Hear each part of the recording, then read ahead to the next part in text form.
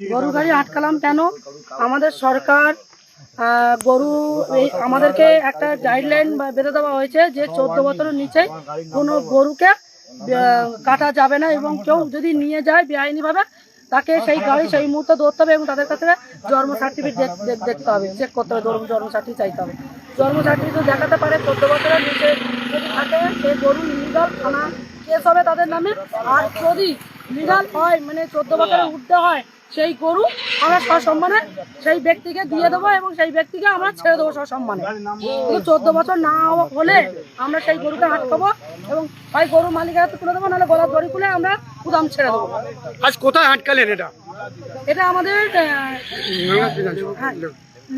লেবুখালিতে আটকানো হয়েছে এবং ওনারা দুলদুলিপাড় থেকে গরুগুলো কিনে নিয়ে যাচ্ছিলেন।